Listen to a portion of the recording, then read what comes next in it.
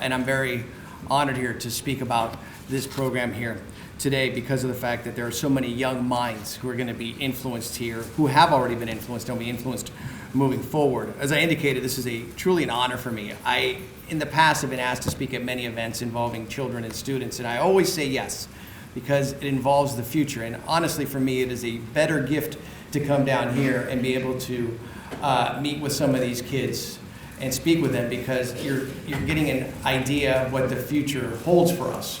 And you're seeing some of these young minds, especially the three that I was speaking to at my table just a few minutes ago, what they're capable of and what they will soon be accomplishing in the near future. But to do it with this backdrop, with having so many mentors step up and truly assist in helping forge their minds and helping them understand what they can achieve with a little bit of guidance, is truly remarkable. Some of the stats that were mesmerizing when I first heard of this program, because it was in the first year of this program, were impressive. And maybe some of you already know this, maybe I don't. But let me just go over this here for just a quick moment. ATM directly supported 47 campuses in its first year.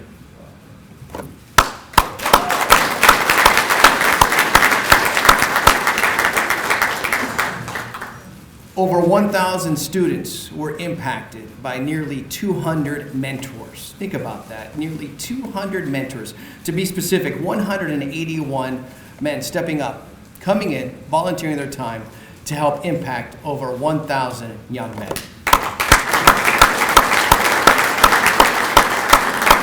And the great news that I've been told is that the program is already expanding to new campuses this year, and they're starting, from what I was informed just a few weeks ago, they're going to start enlisting the services of female mentors to help out as well. So this is fantastic.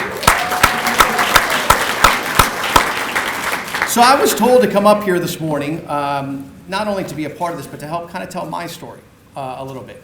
And my story begins in how I ended up here by serving chips and salsa at a Mexican restaurant. And much like I will never look at an ATM the same way, I hope that perhaps you might not look at a bowl of chips and salsa, because for me, every time I look at one, it's an opportunity. I was a young man that grew up in Lake Jackson, about an hour south of Houston.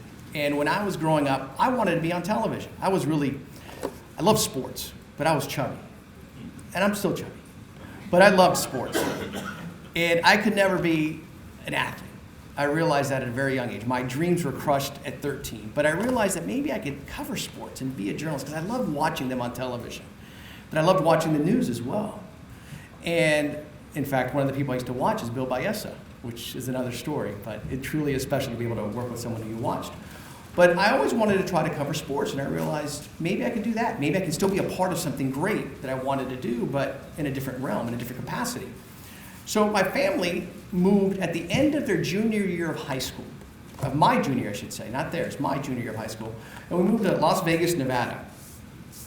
And it was at that point that I had an opportunity to meet a sportscaster at an event, and then a few months later, he gave me a piece of advice, but a few months later he said, make sure you engage someone, make sure if you see that opportunity, engage them. But it wasn't really that sportscaster helped me out, it was one of the servers at the restaurant that I worked at, who said, hey, mijo, there's a young man over there. He's a sportscaster. You should talk to him. And they all knew that I wanted to do this, and I didn't know what to do. Should I go back to school in Texas where I had some roots? Do I go to University of Nevada, Las Vegas? Do I get an internship like someone told me? So I went up to the guy and said, I don't really know much about your industry, but I'm young. I was 16 at the time, and I want to do what you do. How do I do that? And at that moment, he just kind of took a step back. He was only 22 years old. His name is Kurt Siegel, and in fact, I'm still very good friends with him to this day. But he took a step back and he said, let me try to help you. And to all the young people that are in here today, to have all of these mentors, you are so beneficial to have someone say, let me help you. Because if it wasn't for that help back when I had it, I wouldn't be here today. 2 days later, I was inside of a television station. And I got to understand what TV was all about. And over the course of time, I was able to ascend into getting on air as a television sportscaster in Las Vegas at I was 21 on the air, but I'd been reporting since the age of 18. And I did boxing in Spanish for HBO because I realized there was nobody doing it in Spanish at that point. And I kind of talked my way into it as as on the secondary audio programming channel at the time for their pay-per-view events. So it was interesting to realize that a bowl of chips and salsa for me always means one thing: to engage. And I'm not going to spend too much time talking about the rest of my story because I'm a journalist and I rather hear other people's stories than hear about my own. But if I can leave you with a couple of quick things to the young minds who are out here, is that, determination is one of the key building blocks to success. You have to be determined because everybody works hard. But it's that extra 10%, extra 15% you put in that really is going to set yourself apart. There were numerous times where on Friday nights I'd be typing up on a typewriter. Now, not many of you don't know what a typewriter is, but I was typing up on a typewriter scoreboards or high school football when other people were out having a good time. But it got me to where I wanted to be. You have to be thick-skinned in life. And what I mean by that is that people are going to tell you, you're not good enough. My dad was one of them. He didn't believe I was going to be on television because you can't be on television. He was an engineer. And you're going to have people tell you all the time, we don't want you. We don't need you. You're not what we're looking for. You're not the right guy. However, there's always going to be somebody that's going to open up that door for you. There's always going to be that person that opens that door. And when they do, you're going to be fantastic. But if you were to take that negative and let it impact you, the very first time somebody says to you, you're not good enough, and just go and basically become a turtle or mope about it, you're never going to be able to achieve what you really want to achieve in your dream because people are going to tell you no. It's going to happen. I still get no. It's going to happen. But the times that they say yes makes everything worth it. Be creative. As I indicated to you earlier, I worked in boxing and I did it in Spanish for HBO for about 22 years, but I started with one of their subcontractors. And I did so because there was nobody really doing it at the time. And I was a spotter for a gentleman named Colin Cowherd, who was one of my first bosses. Colin's now in Los Angeles, very well-known personality of Fox. And I was a spotter, which means I was a second set of eyes at ringside. But I realized when I was there, I didn't hear anybody doing this in Spanish, but most of the fighters were Spanish. So I went to a person and said, hey, listen, I could do this in Spanish if you guys have this. There was one guy who was doing it in Spanish, I do remember now, a gentleman from Argentina, and he was on the phone, calling the fight on the phone. So they thought about it, and then all of a sudden, a few years later, I get a phone call and say, hey, you're going to do this fight in Spanish. I didn't know what I was doing. I knew boxing. I knew I loved boxing, but I didn't know how to call the fight. But I listened enough to have that experience that when it was my turn to step and be ready for it, I did it. And I was prepared for it. But it was sort of a creative path that took me there, and that I was aware of my surroundings and realized that, hey, there might be an opportunity here. So try to be creative when you're moving forward in whatever you pursue in life. Be ready to adjust. And what I mean by adjust is if someone says, you got to do this, go do it. Adjust. Because adjusting in anything you do in life means that you're going to gain more experience. At the same time, you're going to make yourself more valuable. But you're also, from a young mind's perspective, you'll never know what you're going to learn by adjusting in life. You might be introduced to something completely different by opening yourself up and taking that chance. And make sure you engage. In fact, this young man right here, Kendrick, I was laughing when he said this to me because he came out and he told me that his mentor, whoever his mentor is, he's been giving Kendrick some incredible advice. I'm sure all of them are, but specifically, he said, you've got to be engaged. You got to come out and you got to shake people's hands and you got to talk to people. He couldn't be more right. Because when you're silent, you don't get to know people. You don't get to understand what the world's about. But when you open yourself up and you go out and you shake people's hands and you look at them in the eye and say, hi, I am so-and-so, that's going to help you out tremendously. And there's nothing more than most of the adults in this room or most of the adults that I work with love more than having a young mind do that and saying, how can you help me? Because we all want to help out because we realize that's part of what we're supposed to do in life is help the generation behind us. Make sure that you guys help us when we're old, though. That's the big thing. And lastly, keep in touch.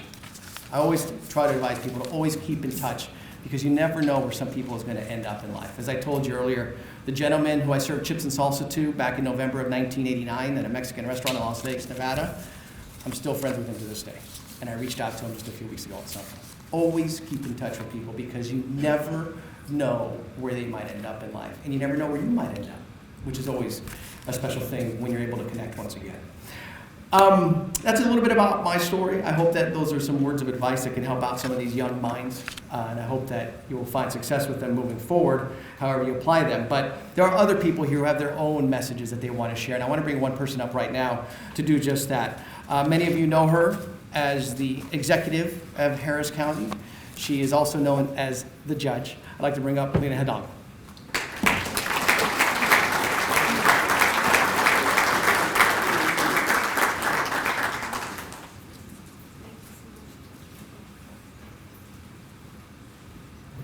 Thank you so much for your remarks. Good afternoon. It's so good to see everyone here. And just an incredibly powerful and empowering event. I love meeting some of the young people in the room as well. I've just met a few of you guys, but I hope to have a chance to meet more of you. That is real gold in the advice that was just shared.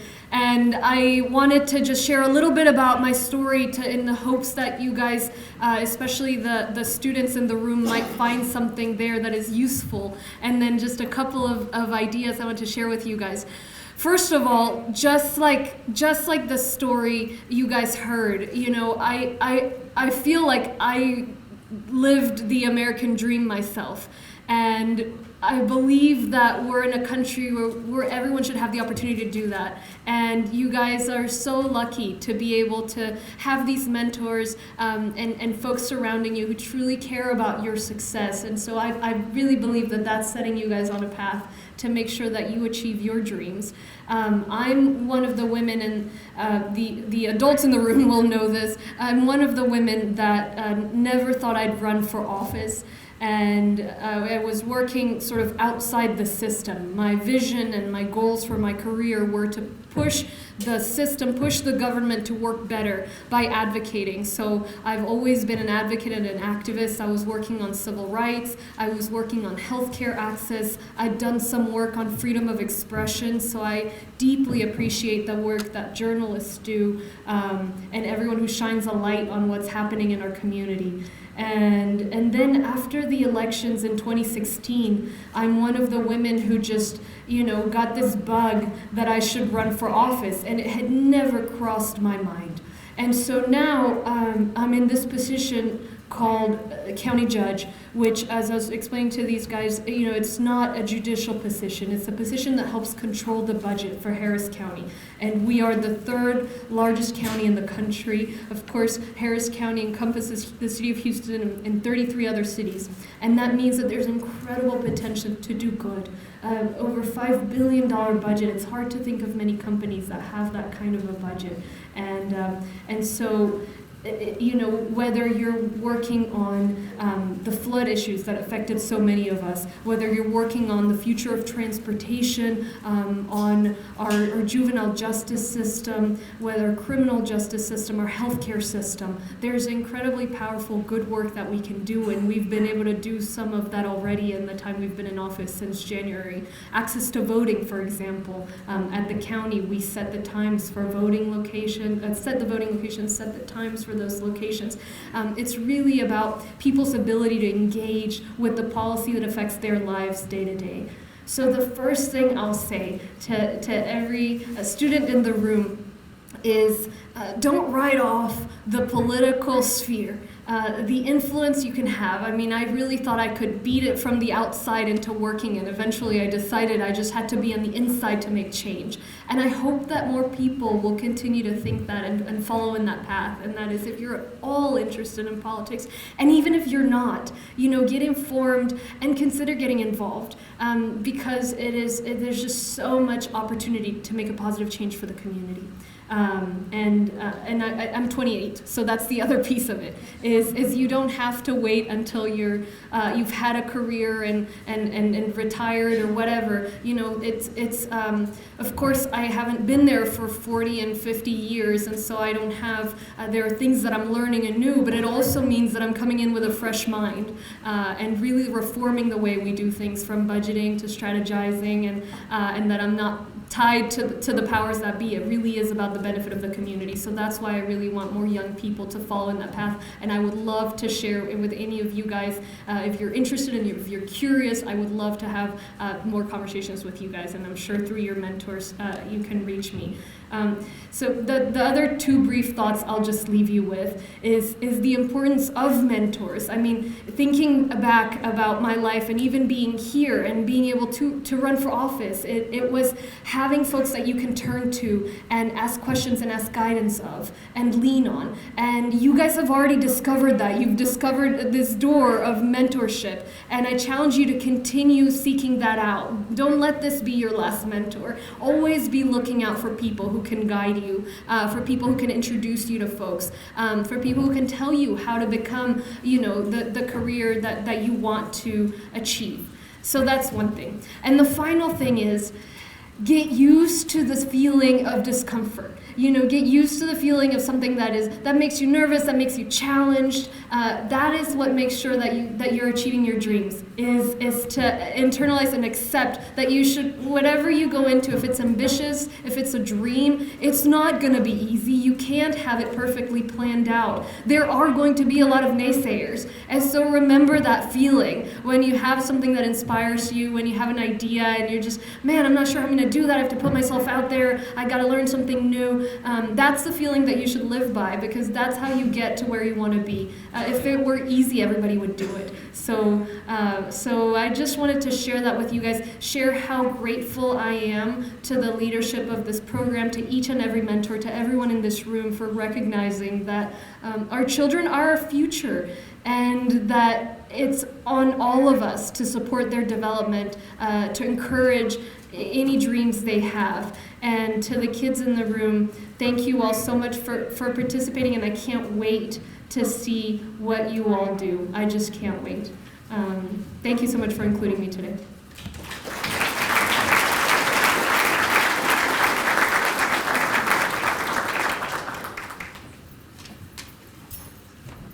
I'd like to bring up the next speaker here this morning, a familiar face for many, Interim Superintendent for the Houston Independent School District, Houston Independent School District, Dr. Granita Latham.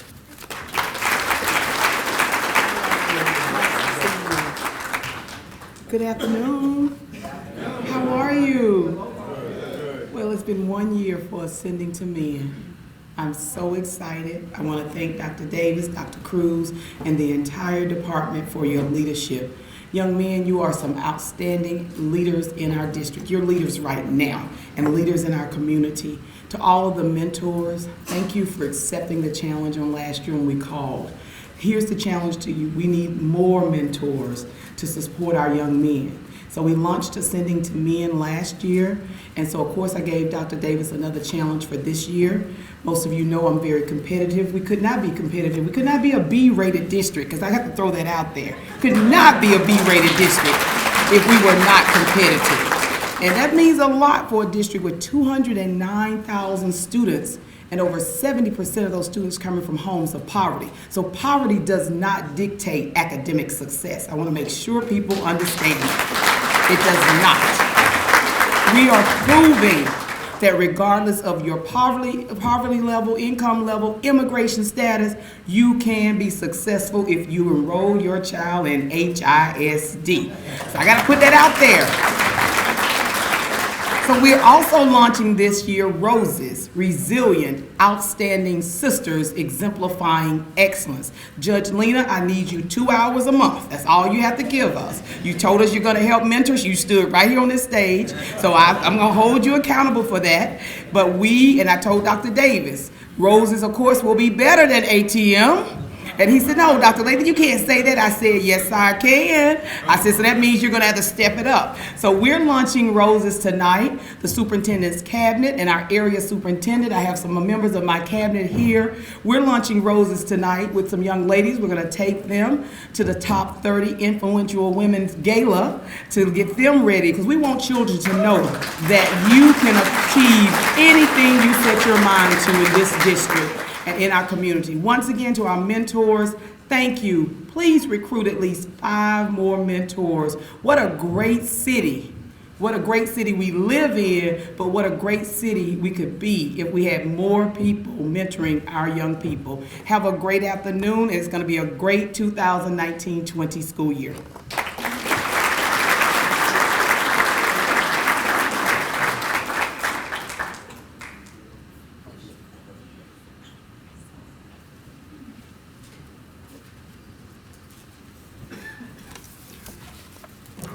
before examining and watching a video that we have set up here for everyone to enjoy here this morning, I just want to take a moment and thank some of the representatives here from the federal level who are here, as well as from the state. We have State Representative Christina Morales.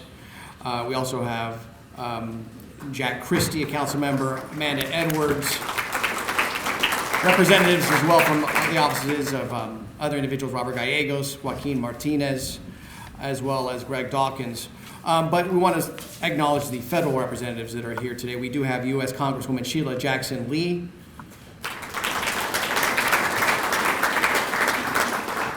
as well as U.S. Representative Al Green. I'm being informed that we have a representative from the office of U.S. Senator Ted Cruz, as well as I am being informed that we will be seeing the mayor here shortly as well. He is in room. But before we hear from some of the other speakers here, I want to take a quick moment here and watch the video behind me on the screen. The Ascending to Men project is especially designed to develop mentoring relationships for male students across HISD. How are you going to respect your teachers? How are you going to respect your classmates, especially the girls? From elementary up to post-secondary. What does gratitude mean? Our mission is to leverage community resources in partnership to provide students with advocates that will support them not just socially but also academically, and we help them aspire towards a successful future. I know a lot of people don't have a father figure or a male figure in their life. I tell them he can be there for you and he can get you on the right track. All right, we also based around, we're career driven as well too. So what that comes, discipline. Also that comes attendance. I told you, if you put yourself in a situation where you got bad attendance and you don't talk to me about it, I can't help you. In our program, we work on pairing up our young men with mentors. I learned to communicate better with others, learn more about people. Not only do they teach us how to excel in the classroom, but they also teach us how to excel in our community and how we can take what we've learned and expand beyond it after we graduate high school or after we graduate college. I ain't saying nobody in this room is perfect. I'm not. You're gonna make mistakes, that's fine. I just wanna know if you're gonna be man enough to own up to it. We ask our mentors to spend a minimum of 2 hours per month with their mentees. In some cases or whatnot, you gotta look at it and be like, am I gonna continue on with the cycle or am I gonna break the cycle? But too often I've heard some people say, man, hey, this person didn't finish high school, my family members didn't finish high school or whatnot, so what am I finishing for? Give 3 ways you can say or give gratitude. How can you say thank you? To have somebody that they can count on and be there week after week is something that the students really treasure. You need somebody to help guide you through the things that they've already been through. You know, if we just, go out there being blind on what we're doing in the environment that we're in, we'll end up becoming, a product of our environment. 1, 2, look at that hand. Got me? It's a little tight though. Try the jacket. You're gonna be just fine. Yeah, that's perfect. This celebration is for the young men that have met the midpoint of the program, mostly juniors and seniors. They're going to be on the tuxes and looking their best. Come. Turn your head this way here. Smile for me. I feel actually really amazing. You look sharp, you look good, you feel good. Well, I've never done a waltz dance. I've never dressed up in a tuxedo before. These young men are going to go out into society and be successful. We've always heard and consistently hear about the negative things that our young men bring to the table. This is an opportunity for us to change that. We want to build these young men to be able to send them into society and do great and amazing things. Impressive highlights from the first year of the program. I'd like to bring up the gentleman now behind me here, Mr. Wilson Renteria, who is the Senior Manager of the Ascending to Men project.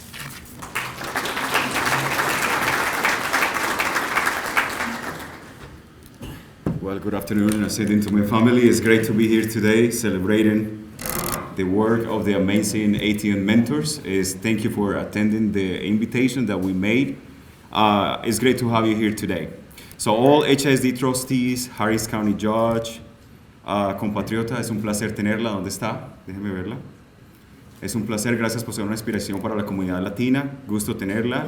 And Mayor of Houston, elected officials staff, Dr. Layton, of course, Dr. Cruz, community leaders, ATM student leaders, and of course, ATM mentors. Thank you so much for being here today. To all dedicated mentors, this event is especially made and designed for you. We want to recognize your hard work throughout the 2018-2019 school year. So let's talk about the numbers, because at the end of the day, we need to figure it out, what kind of impact we're making in the students' lives. So this past year, 7 ATM program managers were able to serve 47 campuses across the district. We had over 1,000 students enrolled from grades 3rd to 12, and almost 200 mentors registered in our database. More than 5 students receive acceptance into the many summer leadership opportunities in the district and also outside the district. We performed several entrepreneurship tours, a lot of businesses in the community. We facilitated group mentoring sessions, one-on-one mentoring sessions week after week in these campuses. And there is more. ATM facilitated more than 20 field trip experiences for all the students enrolled in our program.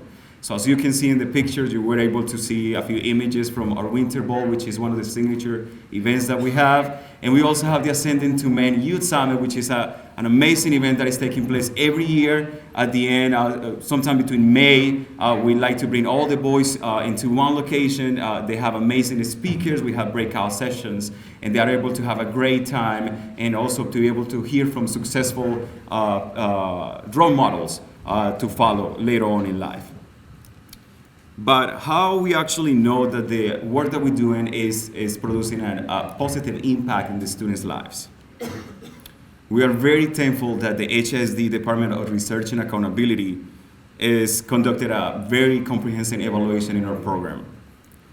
Even though the evaluation is still not finalized, we were able to gather some data, preliminary data, on the work that we've been doing with the students. This group of experts, they facilitated student focus groups. They facilitated program managers focus groups, different surveys, mentor survey, volunteer surveys, and also they take a closer look at the data, because we are a program that is highly structured, and we look at weekly reports from our program managers. We want to be able to see what's happening at the campus level. So based on that information, I want to share with you this very impactful information. I just want to give you a few seconds for you to review it on your own, and then we'll just discuss.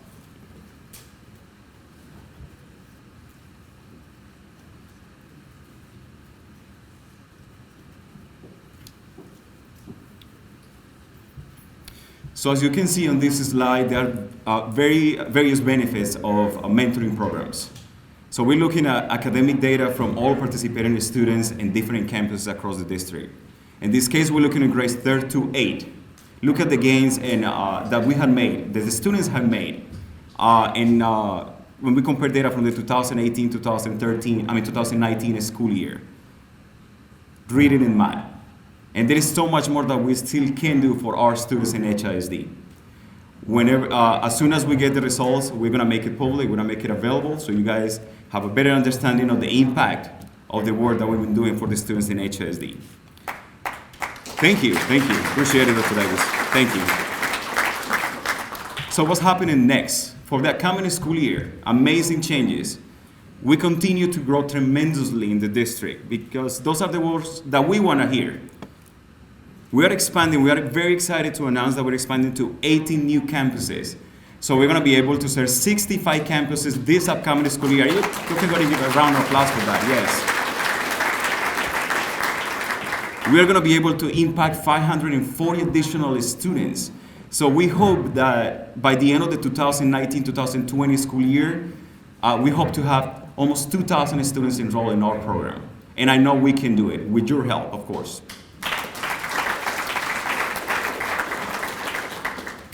And for this last portion, I want to thank Dr. Layton for making this happening for us. She allowed us to have 4 additional program managers added to our team. So instead of 7, we're going to have 11 program managers doing the work. They're all going to be assigned to 6 different campuses. Again, those are 3rd to 12th grade students that we're trying to target for the coming school year. And we're really looking forward for an amazing year, of course, with your support. And finally, I would like to thank all of you for your continued support to the Ascending to Men project. We encourage you to consider the ways that you can get involved. If you cannot be a mentor, you can perhaps become a sponsor, an ambassador for our project. Thank you so much for your time. Again, thank you for being here.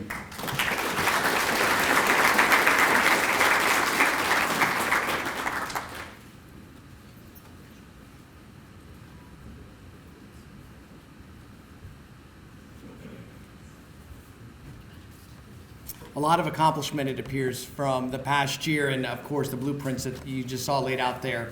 And very impressive knowing how many more minds are going to be impacted here in the coming school year. I'd like to bring up the next speaker here this morning, the Assistant Superintendent for Equity as well as Outreach for the Houston Independent School District, Dr. Kenneth Davis.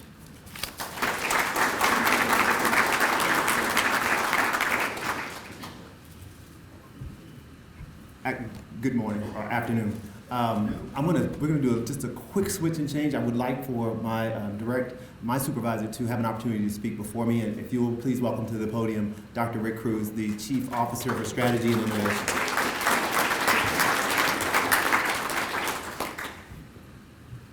Thank you so much. And actually, if we can take a second just to acknowledge and thank Dr. Kenneth Davis, who has led this initiative and has brought it to where it is today. Thank you, Ken, for your leadership. I'm extremely grateful for everyone that's in this room, for being here, for supporting this initiative. We know how important it is, but more importantly, we're already seeing the results. We're seeing the impact that it's having on these students' lives. And very soon, we're really excited that we'll be releasing a report that shows the tremendous academic gains that are being made by the students in the program because of the time and commitment that each and every one of you is placing in our students. So thank you all for being here today. Thank you, Dr. Davis. Thank you, Dr. Lathan, whose vision and leadership made this event possible and this program possible. We're really excited about it. Thank you all.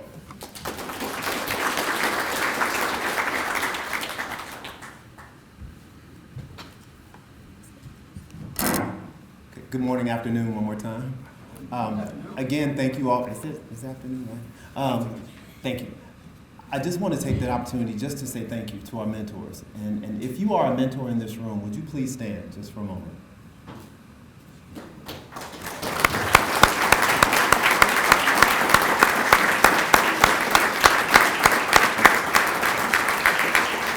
Thank you so much. We know that it takes time and commitment to do this work, and we appreciate you volunteering because you don't get paid a dime to do this work for us, but it is priceless. And we want to just say thank you for all that you've done for us this past year. For those mentors who are coming on to help us support this work, thank you in advance for the work that you're going to do. And I appreciate so much the commitment because we know it's a time commitment away from your families and other opportunities that you have and other responsibilities that you have to be somewhat of a spark in these boys' lives. As Dr. Lathan and Dr. Cruz mentioned, both of them, who are two people that I admire greatly, and I could not do this work without them. I just want to publicly say thank you again for your support, your guidance, and especially the money that I begged them for over. Every time I see Dr. Lathan, the first thing she says, I don't have any money. Because that's the first thing I say after, hi, how are you? And Dr. Cruz, who has learned that, coming from the principalship, that of course, being respectful of my superiors, and the second thing I always say is, like, how much money can you help me with this project? Because it just takes money to do it. It really does. And people will sometimes say, you can't throw money at a situation and expect it to be fixed. Well, this isn't one of those issues. You can throw money at this program. Because what it does is it gives us an opportunity to take these young men to some places that they've not been before, to have some experiences that they've not had before. And it's not free. Nothing is free, but especially when you're trying to help other people to do some things and take them into some activities and do some things that they desperately deserve to have, someone has to help. And so all of you in this room, and as we will ask you at the end, but for all of you, the work that you've done thus far to help us to move these young men forward, I appreciate it because just like some of our mentors in this room, I was one of them. I needed someone to help me. I didn't have someone to guide me. When I was in high school, I didn't have a counselor that talked to me about going to college because I was that family that they didn't anticipate anyone ever going this far. So I know that I know their struggle because I've been there, growing up in the projects, fighting your way through crime and drugs and gangs, etc., just to go to school sometimes. And people wonder, how did you make it? Well, I didn't have any other choice. See, I think sometimes we forget that, the boys have a choice, they could do this, that, or the other. They have those kind of choices. But if they want to come out of their circumstance, I still say and believe, because I'm one of those kids, that education is the great equalizer if we use it. And we must do that for them. We must. So I applaud them. I applaud all of you, and especially our young men in this room, because we love you, we care about you, we're going to do everything that we possibly can to support you in your future. And one thing that hasn't been mentioned that I want to make sure that we're clear on is that we don't stop helping these young men once they graduate. We shadow them. We email them, we call them, we text them, hey, you said you're going to college, you haven't shown up. We have a list of boys on our list right now that have not checked in. And they have been accepted to some colleges and universities, and they've not checked in yet. So we gotta go find them. Like, well, okay, what's going on? You said you were going, your financial aid is done. We had some situations that we had to help some kids financially. We've got suitcases, luggage, backpacks, refrigerator. We gave them everything they possibly need to get started, and they haven't checked in. So we gotta go find them and see what's going on. Because they may not necessarily still be in our area. They may have checked in some other places, but it is still our responsibility. You see that word? It's our responsibility to make sure that they checked in when they said they would, and we said we would shadow them until they no longer needed us. That means for us is that if they are 35 years old with a family of their own, they're still working full time, and they still need somebody to talk to, they should have our number still to be able to say, hey, I need something. Right? So when you make those kind of promises and commitment, we can't do it by ourselves. We need you. We need you to step up and step out and be brave. Just as we're asking our young men to be brave in the journey with us, to trust us that we're going to help them get to a good place, we need your help to make sure that we do just that. We want to be true to our word. We want to be loyal to our students. We want to be supportive of them. And we really want to show them what brotherly love looks like.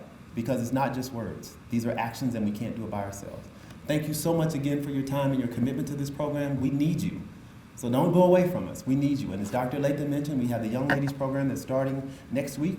And I know there's some ladies in this room, and I'm hoping that you'll kind of transition over to, help us in that role as well. We're not kicking you out. We just want you to grab a husband, boyfriend, uncle, somebody to replace you as you transition perhaps to the roses. But there's enough space and room in this work for everyone.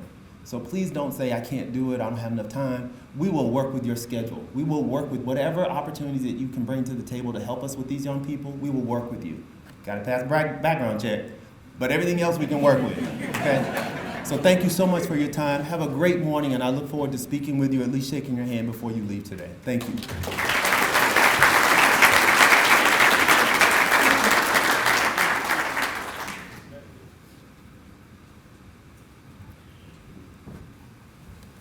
It just dawned on me that in this county, we still haven't started school until next week, if I'm correct. So forgive me, because I have a little 7-year-old and I live over in Fort Bend. With this said, if there are any teachers here inside this room, we want to tell you, hope you're enjoying your last few days of vacation. But separately, thank you very much for the noble work you guys do day in and day out throughout the course of the year.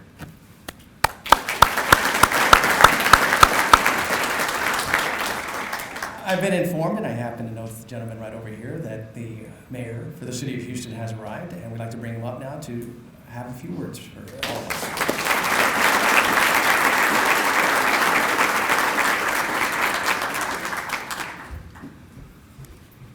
Let me say good afternoon to everybody. Good afternoon.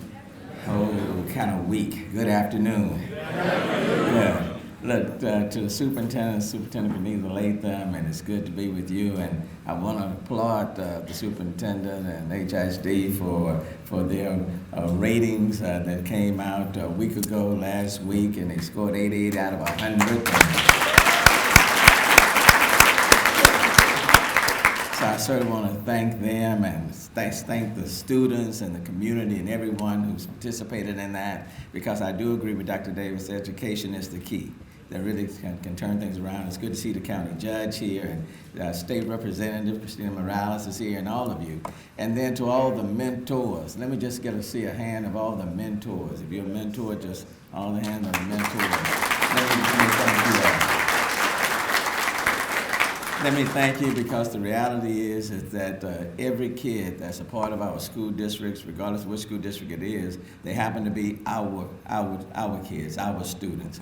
And then I'm so pleased with the internship program that the City of Houston put together. I see Julie Estepet and Brandon over there. We started off 4 years ago providing summer internship jobs, paid positions for 454 years ago.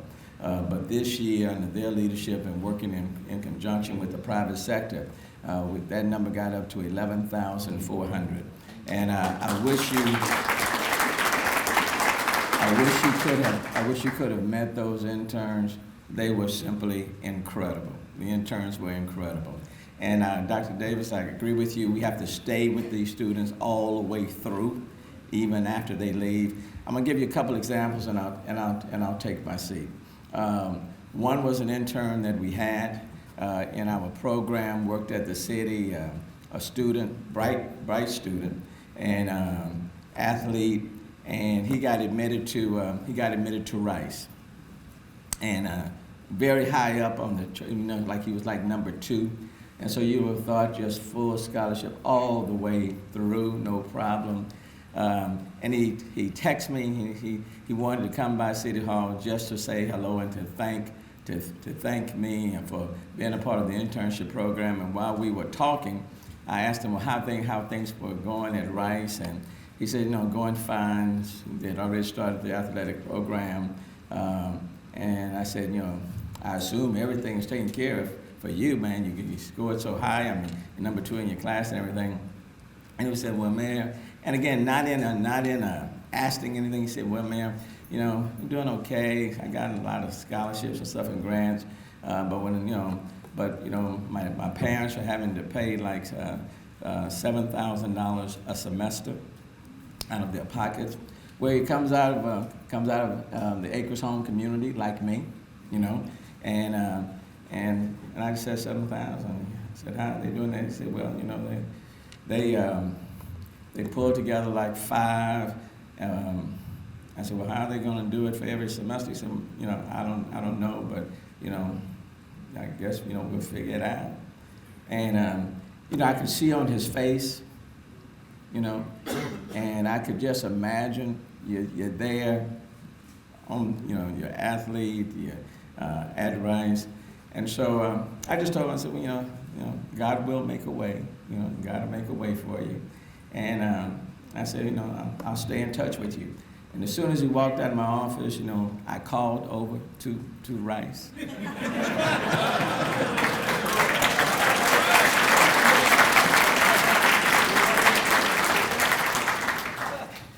I said, Mr. President, I just, one of my interns, he's over there. And I said, I'm not asking for a special favor, but this is a smart kid. Are y'all sure? And I explained, so he said, well, man, if he's on the athletic scholarship, that can mess up our program, so we can, we have to abide by the rules. And I said, well, forget the athletic side. I mean, he's a smart kid. Forget being an athlete. Academically, he's great. So he said, well, let me just pull his file. Let us pull his file. Let us take a look at it. A few days later, he calls me back, and he says, Mayor, we looked at it, and let me apologize to you and apologize to him. He fell between the cracks. He was an athlete, and so they were looking at him on one end, but academically, you had another side looking at it on the other end. But he didn't have to go through the athletic deal. We just missed. He said, we just missed. And so the email has already gone to him that he's taken care of for the next 4 years.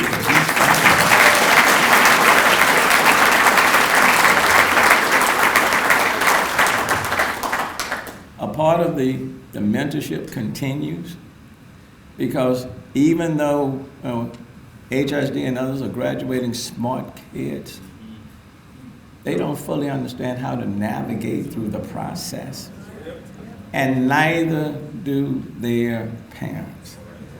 And I know that to be the case because I graduated from high school valedictorian, but didn't get hardly any scholarships.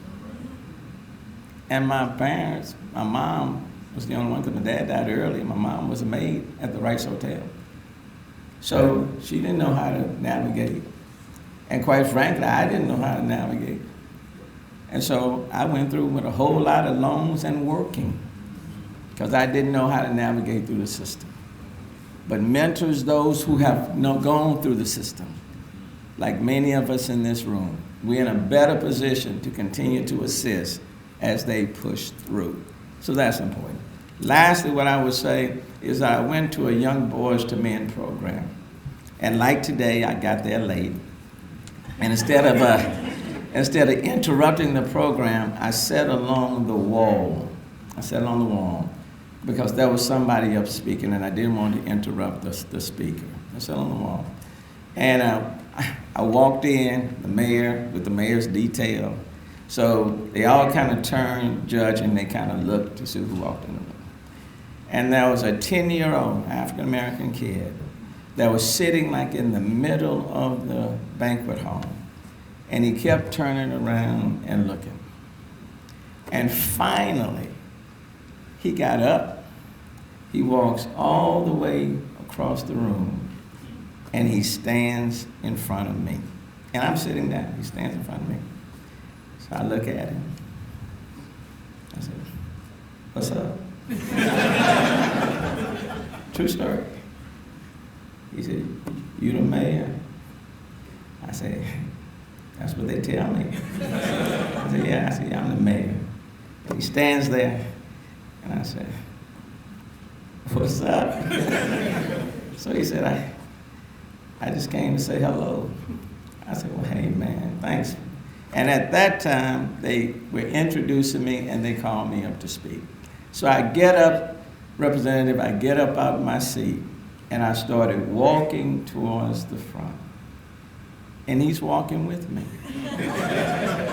So I said, okay. I said, I'm gonna play it out. So I walk all the way up and get on the stage like I am. And he's standing by my side, 10-year-old. And I promise you, I spoke for at least 20 minutes, at least. And he never left my side.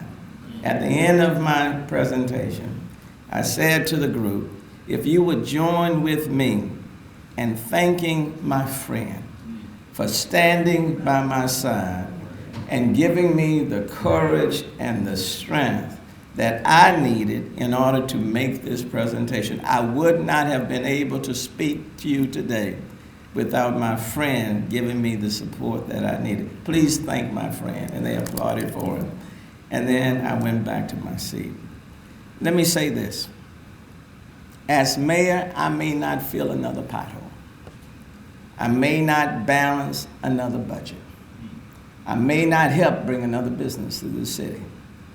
But if through our service, we motivate our young boys and our young girls, if we help them to see the world in a much bigger way, if we cause their dreams to be much higher, their ambitions to be much more grander, if we cause them to walk with their backs straight and recognize that they are God's gift, then our living as servants, as mentors, our living has not been in vain. It's not about us at this point.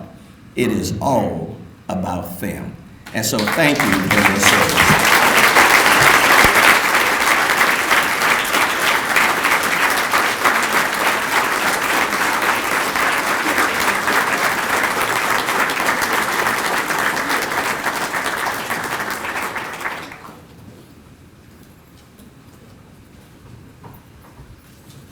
Thank you, Mayor. We've been hearing a lot about the young minds. We've also been hearing a lot about the mentors who are helping shape those young minds. I'd like to bring up now one mentor, Mr. Nathan Chang.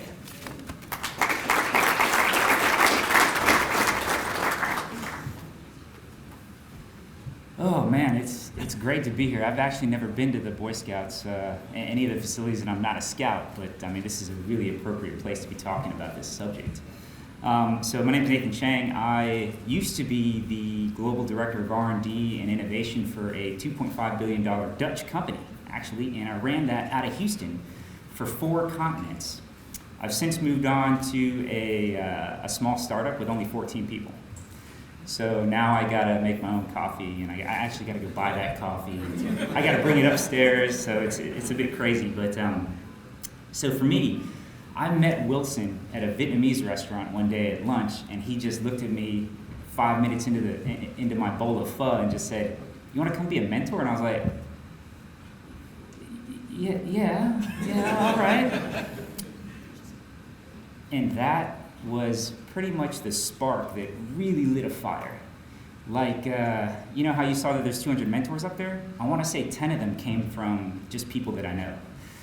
People at my work, partners. I think Chris Satterthwaite was somewhere out here from AWS. There he is, baby. And there are just so many people that want to do this, that have a passion for giving back. You know, all of you guys that are here that are professionals, you are this really complex canvas of a painting. And all of the different marks on that painting are, you know, the different experiences and the education that built up into this really valuable piece of art, or basically, you know, resource for a company. And these boys are blank canvases, right? And until you get into that mentorship relationship, and I'm pretty sure everybody knows the saying, iron sharpens iron, you'll never get close enough to make a mark. But if you do, that mark is going to be lasting and endearing, and it's just going to be there, and you're going to get to watch this painting grow, hopefully. So my experience in ascending to men has been valuable, but it's something that has built over time. When I first got in front of these boys at Wisdom and Bel Air, I didn't know what to expect. I had no idea, and I'm not taking a shot at Wilson, but I hadn't spent a lot of time with the youth, and they just said, just talk about yourself, just tell them about you, tell them what you do. And I'd say that in the first meeting with Bel Air, I got about 50 questions. You know, the kids were late for class because they just don't get exposed to, and I didn't know this going in, to professionals, to other countries and cultures. I mean, I want to say 20 questions was just about where did you travel to? But every other interaction with them just really, really grew the joy that I got from spending time with them. So to the mentors, just understand you are incredibly valuable, and everything that you've ever done in your entire lives is ready to help grow these boys. To the mentees, to the kids, a mentorship relationship is bilateral. We get just as much out of it as you get out of us. We get great energy, we get great passion, and we get great fulfillment just out of being able to just open up the black box of whatever it is that you don't know. And trust me when I say there's a lot that you don't know. Yeah? So, I mean, thanks everybody that's put on this program. Thanks everybody that is continuing to support it. And I think that the program can expect a couple of things from me, right? You know, one, you're definitely going to always have my attention. Two, when I'm in front of these kids, you're going to have my intention. And three, I'm going to do my best to make sure that you always get my time. Thanks.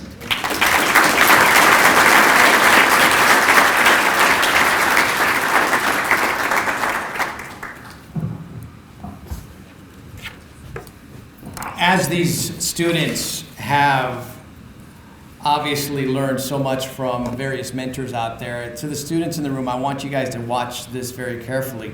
To all the mentors, please raise your hand if you learned something from them. There's a two-way street here, which is fascinating. You always have the opportunity to learn from another person, no matter the age. So for the young men out there, realize that you're also in a somewhat recalibration of this, teaching adult men something every time they meet with you. I'd like to bring up three of the young men who have taken part in this program. They are not mentors, they are actual students. First off, El Haji Torre. If you could please come up here. He is from Wisdom High School. He is in the 10th grade. Along with El Haji, we have Kendrick Dilworth, a 7th grader from Pershing Middle School. And we also, lastly, have Kevin Miranda, a 5th grader from Pilgrim Academy. Now, we have a microphone, I believe, for the we're going to have Kevin up here. We have a microphone for everybody. And I'm going to ask you all three, Kevin, Keldrick, and Haji, a couple quick questions so you can share your experience. All right? And then afterwards, we're going to do algebra. Okay? You know what's so funny is that we're all adults, right? To the kids here, they have no concept of what we had to go through. And I mean this. Watch this. What is liquid paper? See, all of us are the adults. We remember going on that. Writing our papers out there. They're so lucky. They're so lucky. This is why this is such a great time for you in your lives. It really is. No liquid paper. I want to start with you, El Haji. Why has this been such a special program for you? So I believe that ATM is such a special program because of the diversity it brings to people. For instance, 2 weeks ago, we went to Austin for a Texas Male Student Leadership Summit, and we were in a room with a Hispanic dude and an African American guy. So basically, it was like 2 a.m. and we go to sleep at like 4 a.m. usually, and that dude just started playing his guitar, and I was like, all right, we don't do this in African homes, all right? And he stopped, and then I was like, no, you know what? Let's just keep like practicing about your guitar, and I wanted to know more about it, about how he played his guitar, what introduced him to playing guitar, etc., etc. And on top of that, I think that ATM really tries to encourage us into taking part into the government and stuff like that. For instance, my mentor, Carlos Santa, he comes frequently in our school, like a lot. It gets annoying sometimes. Like, you're just in your class and the counselor calls you, he's here, and you're like, oh, him again, etc. And so there is this like particular scholarship opportunity called USSYP. I think every junior or senior in this room should try it. It's 1 week at Washington, D.C., where students get to meet senators, etc. And he just introduces us to some stuff like that, scholarship opportunities, job opportunities, and I think it's really great from ATM.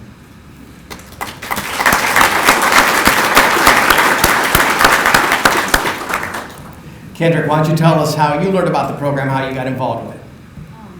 So I learned about the program from my mentor, Mr. Jones. He came to my class one day and said, hey Kendrick, you're playing at gym, right? I said, yes. My mentor, he's watched me grow up since he's friends with my cousin who's also here. And he's watched me grow as a person. And he introduced me to the program saying, since you don't have a male figure in your household, I'll be there for you to teach you life skills.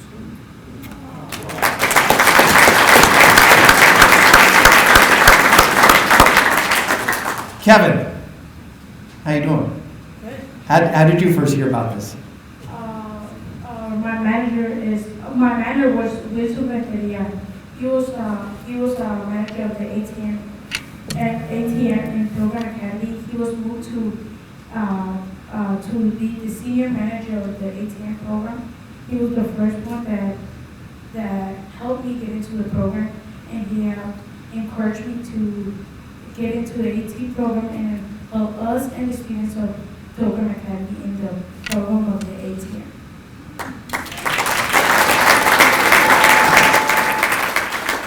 Quickly, what has this taught you? In a few words, each of you, what has it taught you? I think that ATM has taught me how, like, our principle is to transition from a boy to a man. And I think that's exactly what it's teaching us, how to be ourselves mentors to other people. Like, they even encourage us to bring up other students to join the program. And I think that ATM just teaches us how to love, lead, learn, and lead. So, yeah.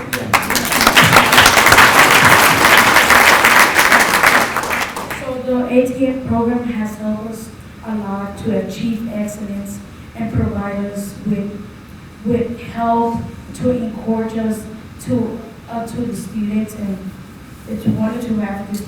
It's wonderful to have this program, and if we can make it bigger, we are gonna make it big. Thank you.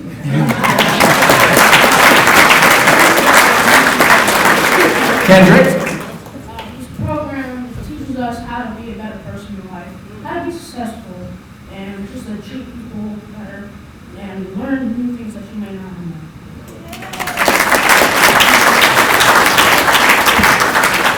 Now, you all three are going to come back and help out when you guys are adults, right? Definitely.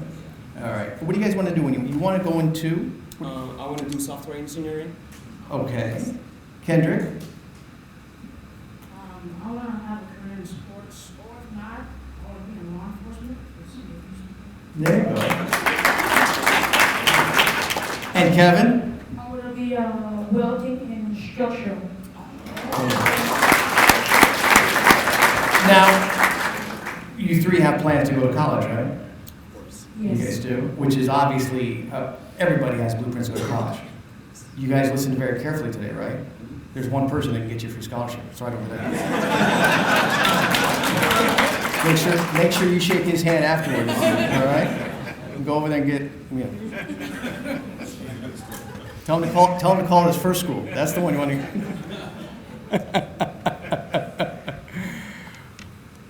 Gentlemen, it's been a pleasure to have you guys up here today. Thank you so very much.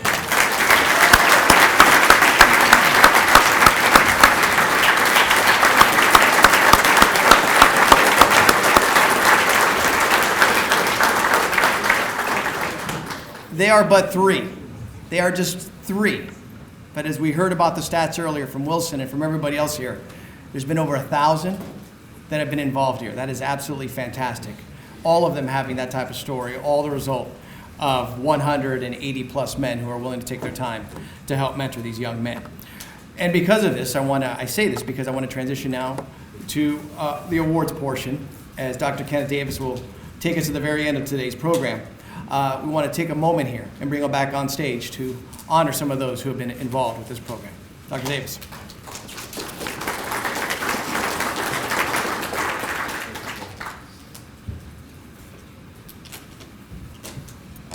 I just want to, if you will help me, I just want to also say thank you to Mario Diaz. Thank you so much for emceeing the ceremony today. We really, really appreciate it. At this time, we're going to acknowledge our mentees from the 2018-2019 school year. We're asking that if you will just please hold your applause until we get to the end. We want to get everyone through. And gentlemen, as you receive your certificates, when I call your name, if you will come up to this table to receive them, and if you will wait in this area here, we would love to have a photo with yourselves as a group, with our mayor and with our superintendent, if you could help me with that. Thank you.